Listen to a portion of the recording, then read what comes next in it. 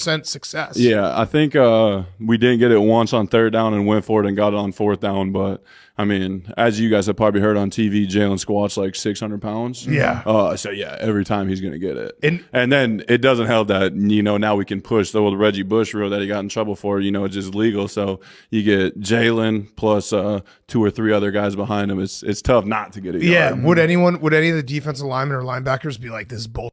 Like saying like, all the time. Again. Call us like, and like you're soft, like run a real play. I'm like, I mean, you know what I mean? Yeah. Like, don't get us to 3rd and 1. Don't get us to 4th and 1. Stop us. You could honestly, you could run that play every down. I think we could go up and down the field. Yeah. I think Jalen would break more than you would think and probably drop a safety and take it. Yeah. No, but even I think you get like 3.5 yards every time you did it.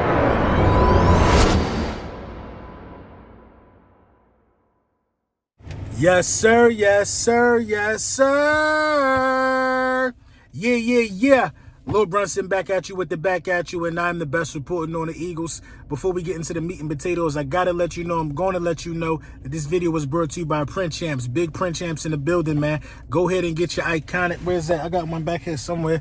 Go ahead and get them, man. Iconic Hurt Season hats. You know what I'm saying? Ski masks, Howie tees, everything. Make sure you tap in. Use code BULLY10. You know the vibes with that. Let's get into the meat and potatoes. So, Dallas Godert was on an interview today.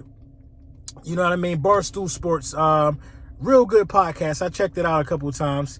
Dallas Godert was on this interview today, and they asked him, about the QB sneak and how other teams felt about the QB sneak. And it's to no surprise that they were, upset that they couldn't stop the QB sneak. It is what it is, though.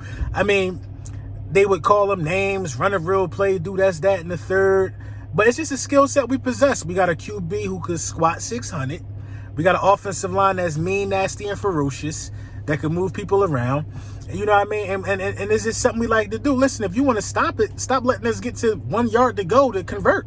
You know what I mean? You know how many teams and in the fans, how many NFL games that I've been to where it's 3rd and 1 or 4th and 1, where guys don't run the ball on 3rd and 1, or guys don't go for it on 4th and 1 in critical spots. Like the Philadelphia Eagles, they're taking a gamble when they go for it in these situations. They're taking a gamble because we've been stopped before. You know what I mean? It wasn't a 100% success rate with this last season. I believe we got stopped. I think it was against the Colts. You know what I mean? We've been stopped before. So, I mean, you always take that risk. Like, when you're good at something, teams have to look at the film and see how to stop it. Now it's up for these defensive coordinators to see how to stop it. It's a copycat league. I bet you start seeing it happen more with Justin Fields. I bet you start seeing it happen more with teams with good offensive lines. It's a copycat league, and everybody wanted it to be changed. The proposal came out. They were talking about something on the lines of, trying to remove it. You know what I mean? The play that helped catapult the Philadelphia Eagles to the Super Bowl. They talk about heavily trying to get this play out of here, but no proposal stood. The QB sneak has been a part of football for God knows how long, and it's going to stay a part of football next season, despite how many of you guys want the rule to be changed so bad.